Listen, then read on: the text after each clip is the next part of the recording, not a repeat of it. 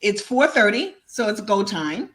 I'd like to welcome you to the care and feeding of the comedy community, where we're going to talk about the way that we edit stories on MuddyUm. You have Tony Crow, Susan Beerley, Gary Chapin, and Andrew Rodham today. And we're going to kick this off with Susan, who is the founder of the Garden of Neuro Institute, and she is the captain of MuddyUm. Susan, it's all about you.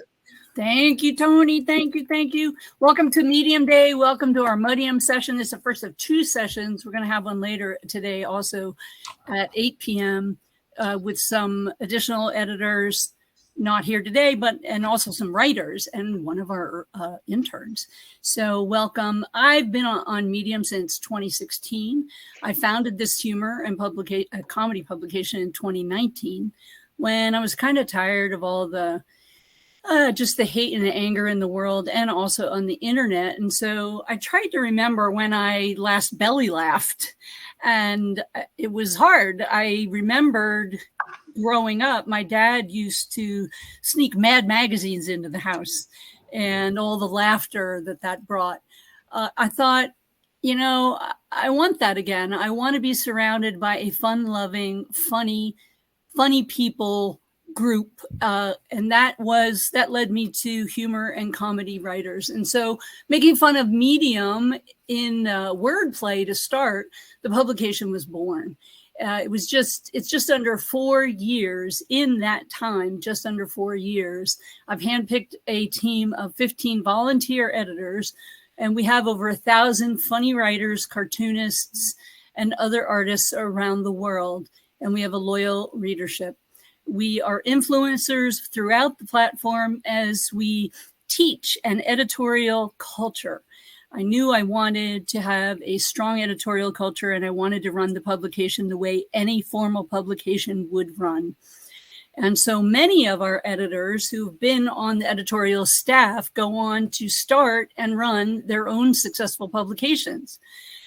We stay connected because we become family. We regularly run writers' contests with big money prizes, and we are in our second year. Come on now, Gary. We are in our second year of our college intern program for aspiring journalists and creative writers.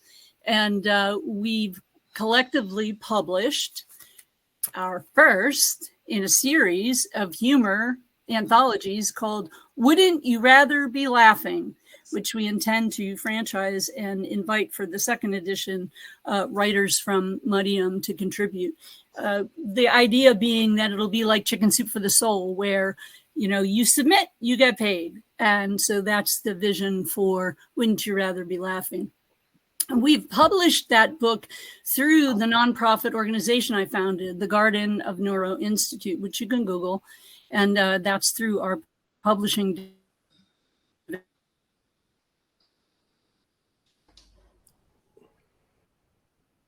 Oh, Susan. Susan went frozen. So do we want to, you want to do the next segue, Tony? Yes, absolutely. Our next person that's talking is one of our monitors, Gary Chapin. Gary, why don't you take it away? Hey, so we were just talking about Wouldn't You Rather Be Laughing? And that's not just the name of our anthology, that's kind of our motto. So if we're talking about the care and feeding of a comedy community, our motto is Wouldn't You Rather Be Laughing? And the point is that we would rather be laughing too. So we're projecting there. Also, I feel compelled to mention that the Badgers would also rather be laughing, but they're not laughing because we are oppressing the Badgers. Andrew forbid them from coming to this session, and the Badgers at this very moment are editing AI scripts. So I think we need to say a few words for the Badgers. All right. So wouldn't you? Wait, I'm back. I got it. We moved on. Oh no, but I want to talk about the retreat. Come on, let me just. We'll put you in at the end. You'll be back at the end. Go for it. Okay. Thank you. Remember how we talked about how professional we were? Okay.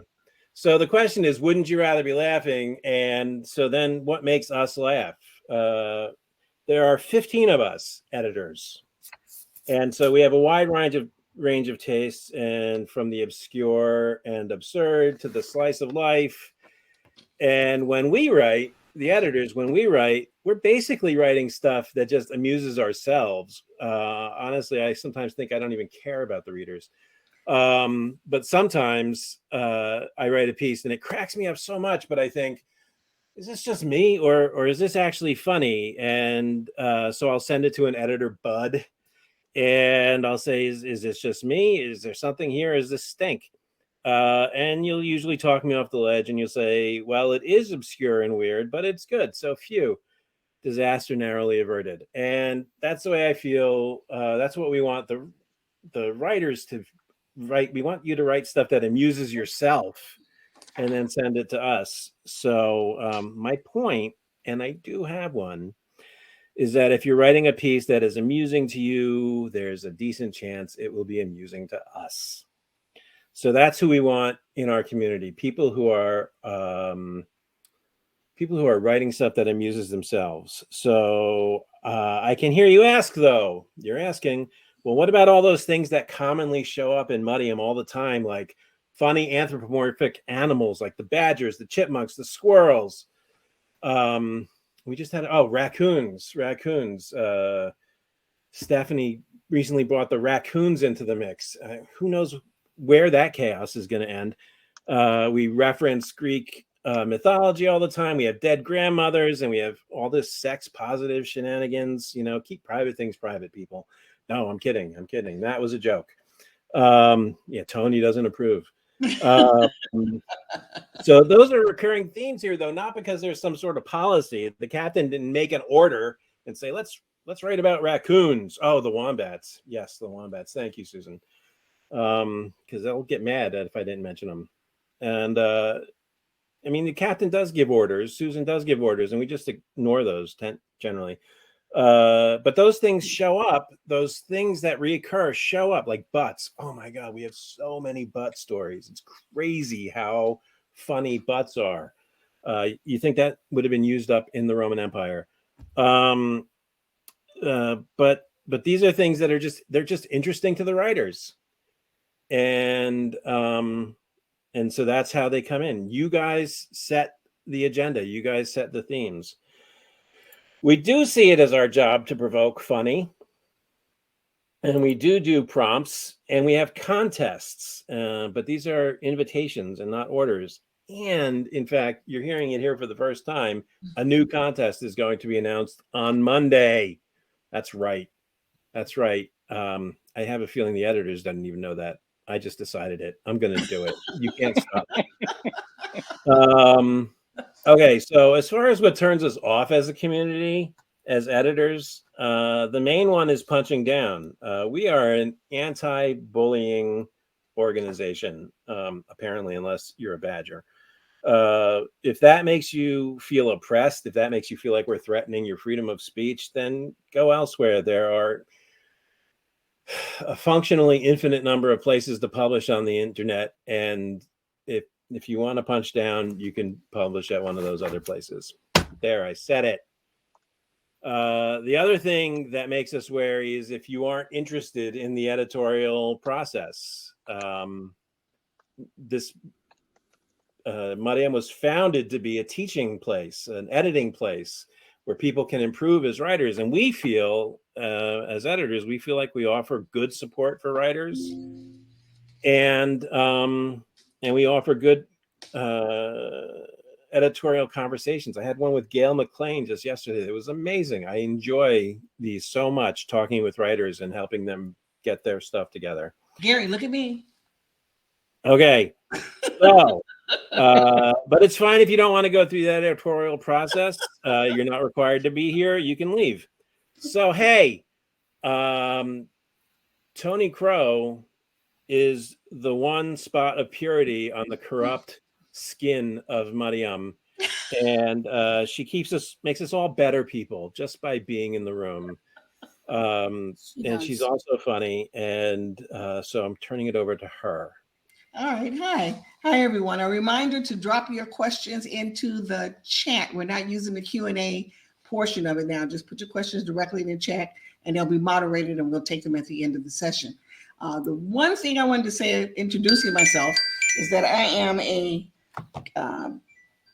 escaped corporate executive. And I have people all the time call me up and say, literally call me on the carpet and say, what's your writing chops? So Susan is the one that borrowed this from, but my writing chops are that I've written 7 books. And look at this.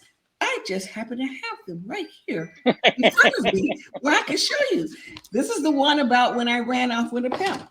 This is the one about where I went to school. This is the one about my 30-year corporate career. This is the one about when I lived with prostitutes for 4 months. And this one is a textbook that I'm in where I wrote a chapter on the imposter syndrome with one of my colleagues. So that's my writing chops. And I'm also on Medium as Tony Crow, the writer. So when people ask me, how do I edit? And each editor has their own process. I'm going to go quickly through what my process is. The first thing is that I read the entire story to determine if it's funny. Literally, that's the first thing I do. I don't look at the writer. I don't look at anything else. I just want to know, is this a funny story? And if the story even has just 1 grain of sand that it could be funny, I will start to edit that story. The next thing I like to do is I take a look at the writer's profile. I like to know, are they new to Medium? Are they new to MuddyUm? Are they already a humor writer? Are they just learning to be a humor writer? Because that affects the depth of the conversations that I have with them. I always use private notes. Private notes allow me, the writer, and the other editors to see what is going on. And that is important to me, that it's not just me looking at the story, but there could be someone else. When I'm reading, I also don't allow any punching down or hate.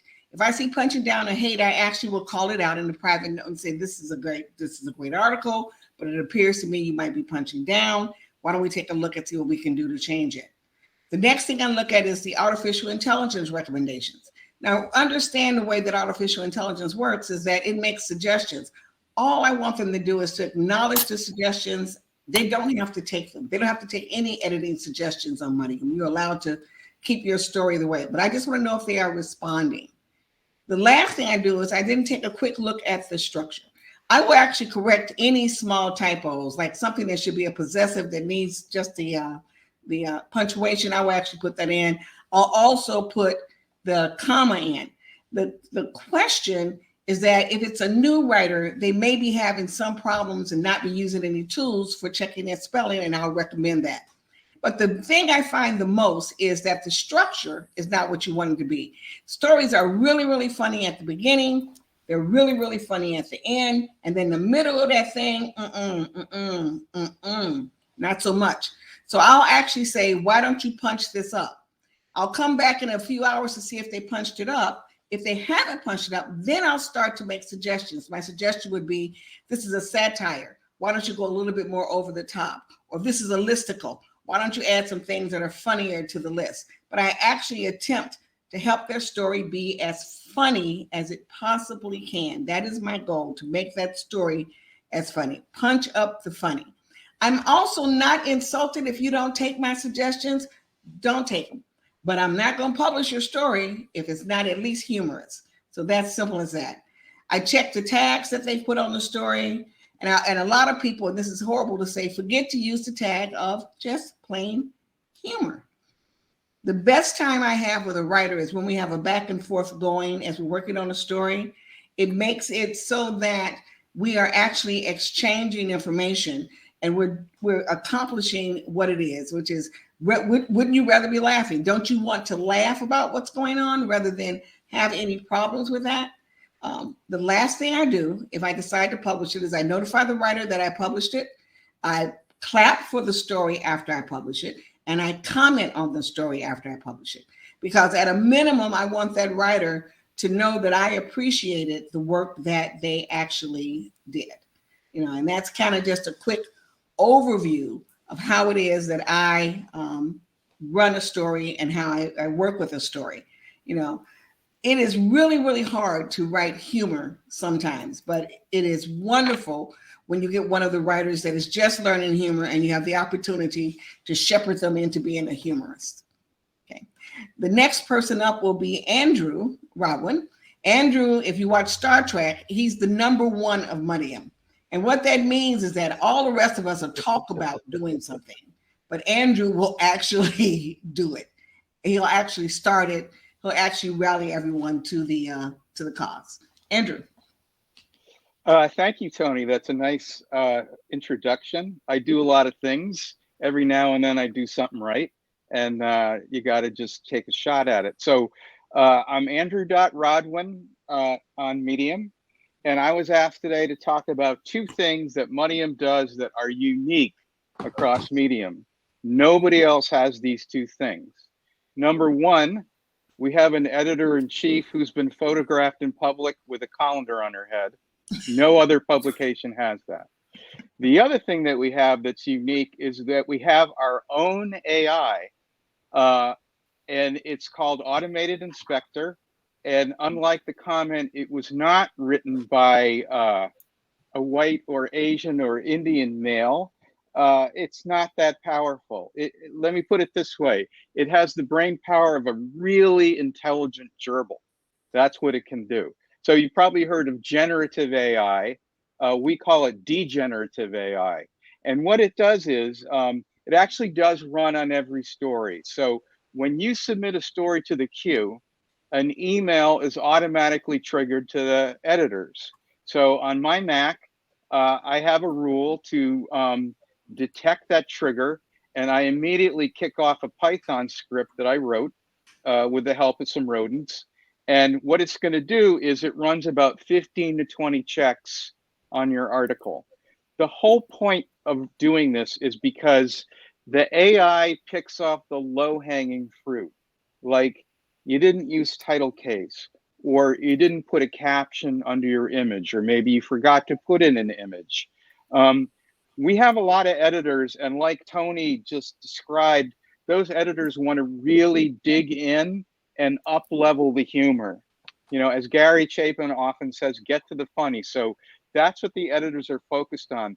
The whole point of AI is to offload what I consider to be the grunt work. You know, no editor wakes up in the morning and says, you know, it's my goal in life to tell 20 people that they need to use title case. They want to help you make your articles funny. And we have some really good editors, and they're really good at it. So a caveat, it is not a replacement for Grammarly or Hemingway. So please, please, please do edit your articles thoroughly before submitting them. The whole AI process only takes a few minutes. When it's done, a human editor is then going to take over, and they're going to get you across the finish line.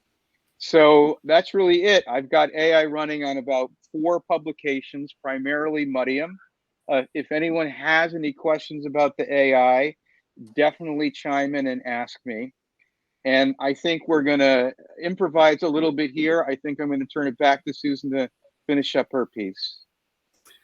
Oh, thanks for that, Andrew. I hope my connection stays live here. So this past May, I started to say our editorial team and some invited guests gathered in the Mid-Hudson Valley here in, of all places, Poughkeepsie, New York, for the first of many writers' retreats to come. And so we hope to meet many of you at some of those future retreats, which there certainly will be. And stay tuned to my captain's logs, because you'll hear more about that and those plans as they unfurl. The strength of Medium has always been, and it continues to be, the building of community. We all here consider ourselves family now. We were all at that writers' retreat in May. We hope that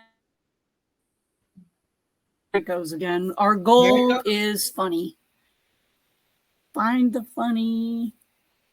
Not Hello. All right, time for our next segue, Tony.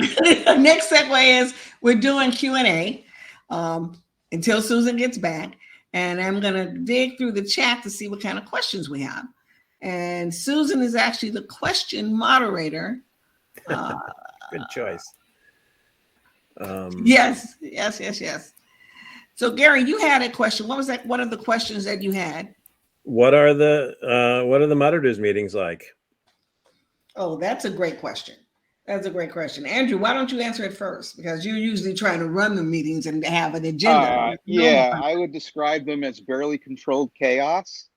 Being the representative left brainer, I do try to control them. We do actually get a few things done, but it's a fun ride. We have a lot of fun together.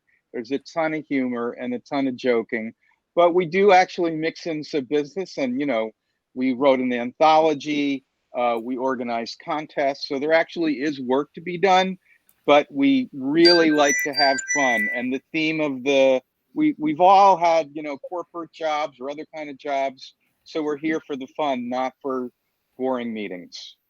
Yes. Yes. One of the other questions is, I'm eager to volunteer in some way, but my emails go unanswered. How does one contact Susan? Susan answered that. So for everyone, it says you can contact her directly at captain@MuddyUm.org or MuddyUm.medium@gmail.com. It's in the chat, but I'll just say it one more time, captain@MuddyUm.org or MuddyUm.medium@gmail.com. So There's a question in Q&A from Anonymous. Hate that guy. If laughter was a weather pattern, how many minutes will it take for a monkey to kick all of the seeds out of a dill pickle? Easy question. 3 minutes. So just kidding. Oh, he was just kidding. I want to know, what were your early influences and inspirations that made humor attractive to you? And so I'll answer first. Mine was my great grandfather, who was a humor writer who was famous in 1906. And I'm not making that up. His name is Ellis Parker Butler. And he was the hero of our family. And there aren't many families that have a humorist as their hero. Well, unfortunately for you, Gary, my family has a humorist as a That's hero. not unfortunate. Because that's just thought I would mention it. My grandmother died, and I got what she called her grip, which was this little bitty suitcase she used to carry everywhere. When I opened it up, I found out that she used to write plays and stories. So what I have is her original handwritten plays, her original handwritten stories that I'm going to take and put into a book to show all the old-fashioned things that people used to say and do that we would find horrific now. But she used to do that. She wrote songs and plays and stories. And she became my first inspiration for me just starting to plain old write. And then the humor came in when I recognized that everything in life has some funny in it. Everything. That's all I can say. How about you, Andrew? Even just the idea that you're a kid and you discover that writing funny things is something people do. Yeah. Like you can do that. That's amazing. You only need people to laugh with you like one time in a big group, and you decide that you're funny. And once you decide that you're funny, you're funny. That's all I can say.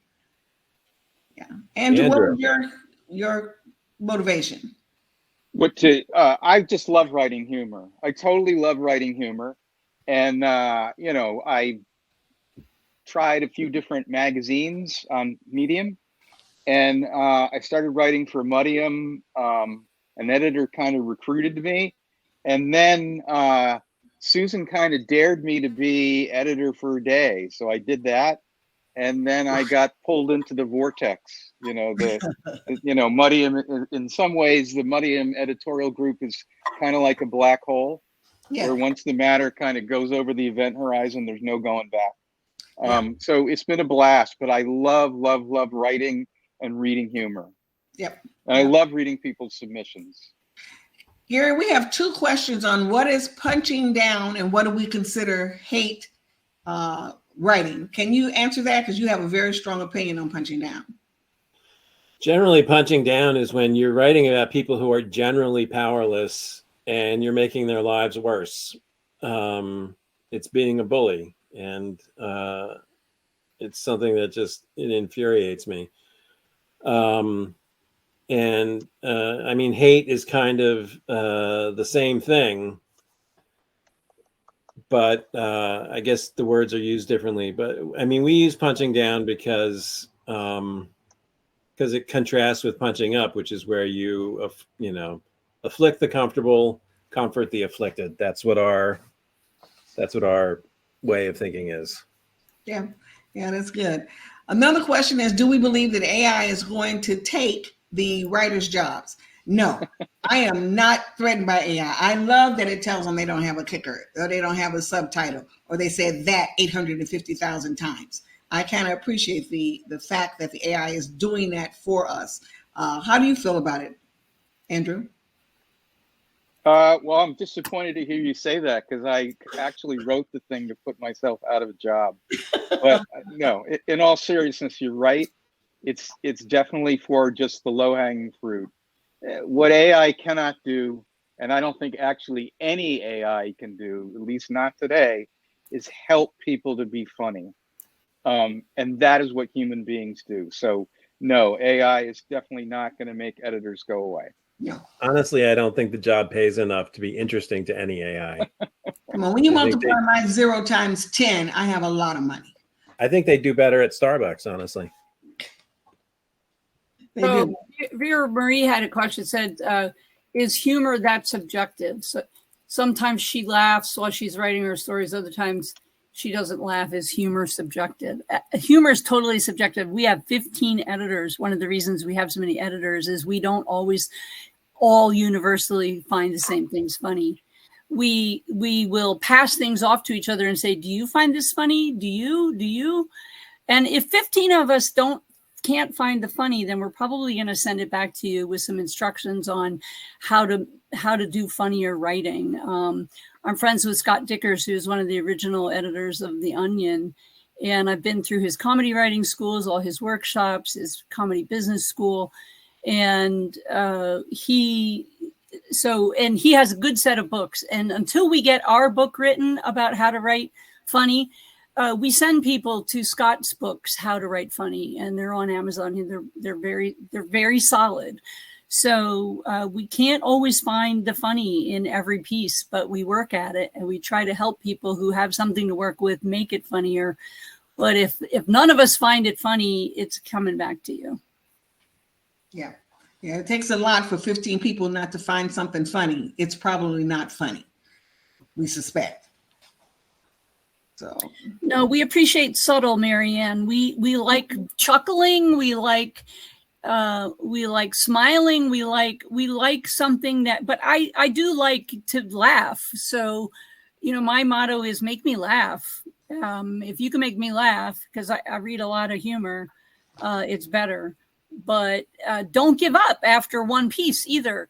The one idea that you have just might need more work and you might have to think it through some more, but it doesn't mean that you should just give up on writing funny.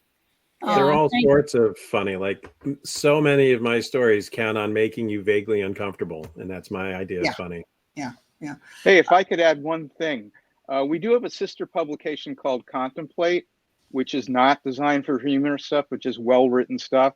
And often somebody will submit an amazingly good piece. It's just not that funny. And we'll say, hey, you really should publish this in Contemplate. And a lot of people do. So don't worry about it. If you submit something that's really well-written, but it's not funny, we're going to find a home for it. Okay, Susan, the last 2 minutes belong to you. You wanted to talk a little bit about the retreat and some other things. Let's get that out there for everyone. So I just wanted to thank everybody. I want to thank the editors. I want to thank the writers, because all of MuddyUm happens as a collective. This isn't a one-woman show. It's all of us saying we want to find the humor we want to find our humanity through humor. So if you'd like to become involved, go to there's a little click box that Andrew put up. MuddyUm.org is where you can find out about our next retreat. We're already thinking about it. We're already in talks, negotiating it. We'd like to invite every comedy writer on MuddyUm to attend. There will be some amazing speakers and we'll have some surprise guests. And so, follow us and follow my captain's logs, because as that unrolls, we'll certainly be sharing that information with you. But the fastest way and the first way to hear about those live retreats is going to be by giving us your email there on MuddyUm.org. Yeah. Thank you so much for joining this session. Thanks for hosting, Tony. Oh, no problem. And it is exactly 5:00. So Yay! Well done, us. Yeah, well done, us. Thank Enjoy you, the rest of your medium day, all. Yes, enjoy. But the come rest back of to your see us at day. 8 o'clock. Yes, come back to the 8 o'clock. 8 o'clock, Monday we have a session. panel with the writers. Yes. And that's it. They're leaving the room now. Bye. Yes. Look at them go. 38. Bye. Have fun storming the castle.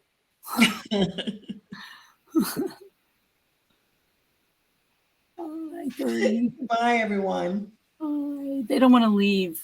We Why need to would stop they? saying funny things. Otherwise, Well, they'll just oh, hang yeah. around. I know they'll just keep hanging out, waiting for the next funny This will thing. be the best part of the recording. 10 minutes of us going, bye, everybody. Bye. Everybody.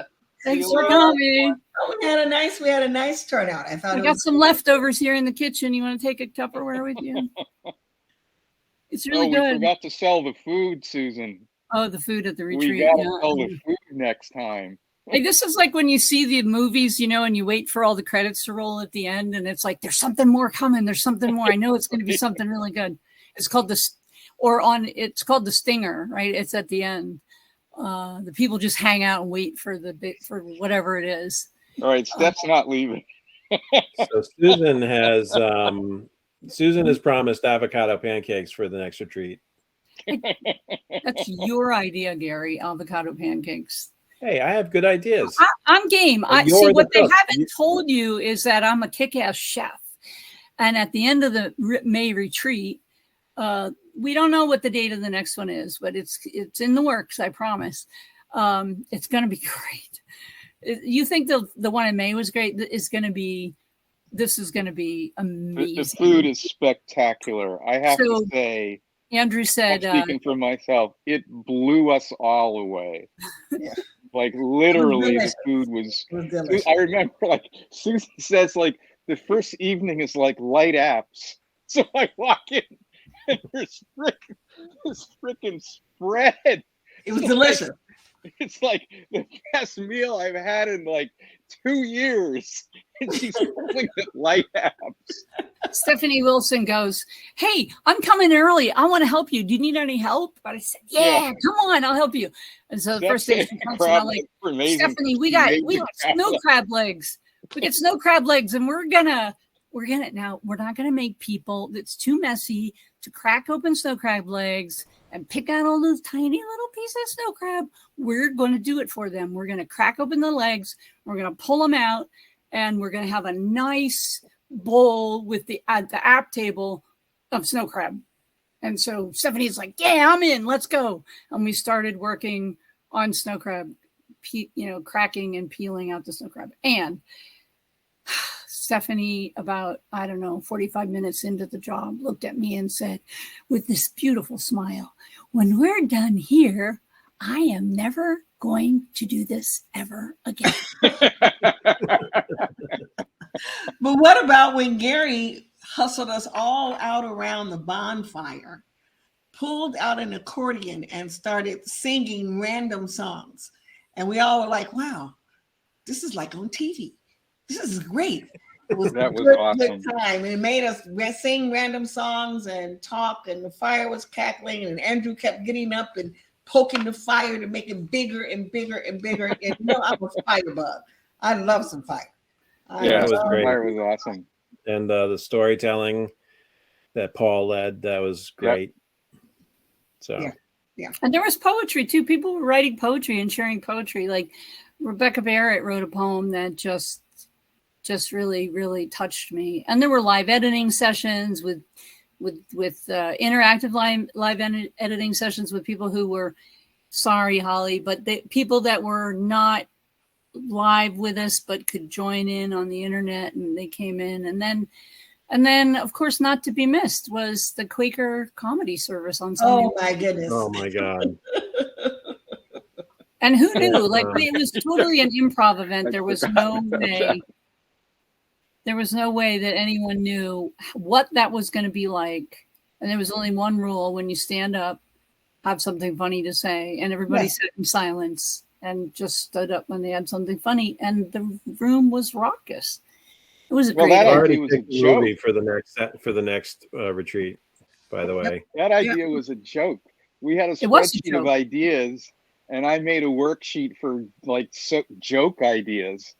And Quaker Comedy Service was a joke idea until Susan saw it, and she said, "We're doing it." We're doing that. Yeah. And it was good. It was great. It was Yeah. a great idea. So anyway, yes, the next, look at this, 5:05, and they haven't cut us off yet, and there's still people in the room.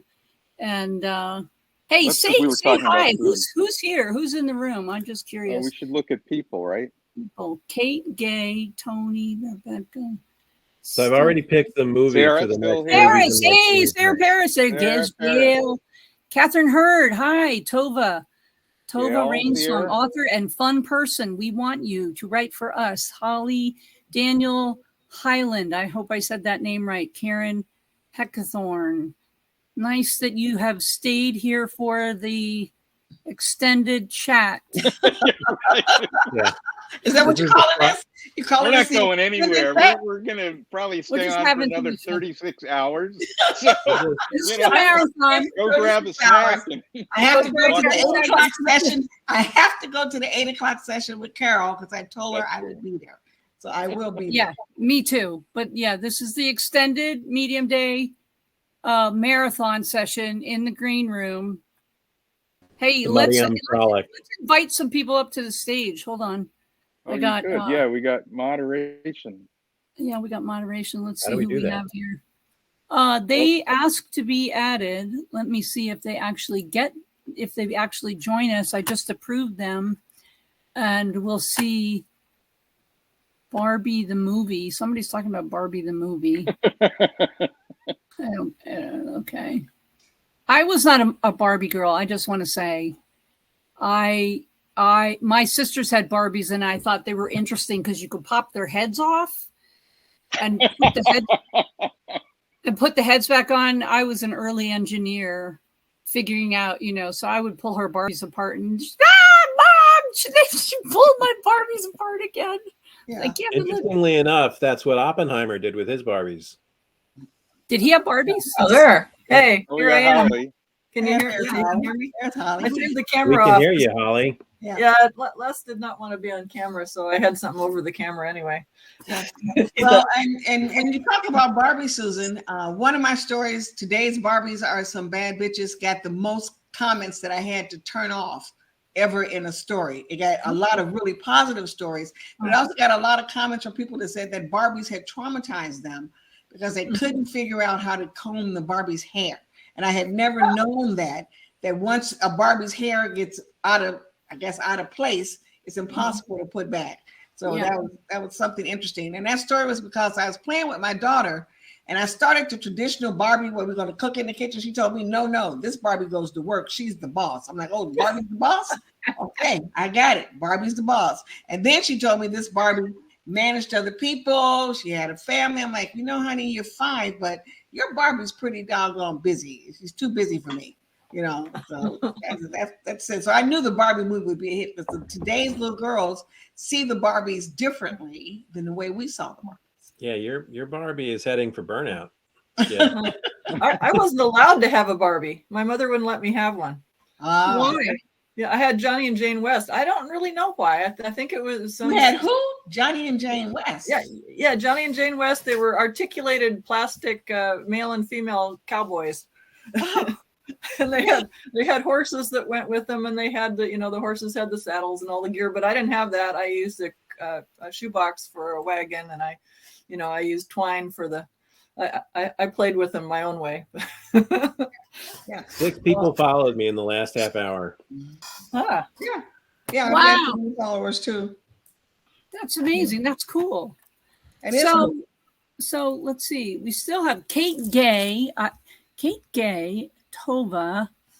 These are people I don't yet know who's still watching us, and Karen, who I'd love to hear from you in the chat, or Kate. Sorry, I heard my name. I was checking another session. Oh, enjoying the talk and getting nostalgic for camping. Yes, good. You join our medium.org interested parties list. Give us your email, and we will. Maybe Andrew can put that box up again, and I've got to jump out because I got another promise session that I promised. Somebody came back. We lost someone. Then we picked somebody and they came back. I've got a promise 5 o'clocker. I'm gonna go see that. No, Thank you, guys. Rebecca, she says. Way cool. Rebecca, got it. You could join and talk, Rebecca, if you wanted. It's pretty easy. Yeah, this is our Medium Day Marathon, Medium Day MuddyUm Marathon. You can donate to MuddyUm.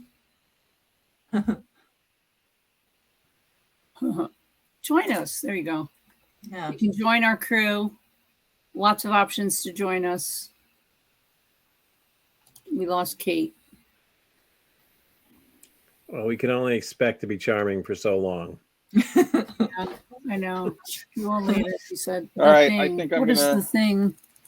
I'm gonna sign off. Well, that went Bye. well. I don't know. There goes Susan again. Okay. There, are you still there, Susan? I'm you here. were. Yeah, you froze for a second there, and then you came back. I saw that. I'll Somebody see you all. recommended This I was fun. turn the video Bye, off. Yeah, thanks. It was fun. See you at 8 o'clock.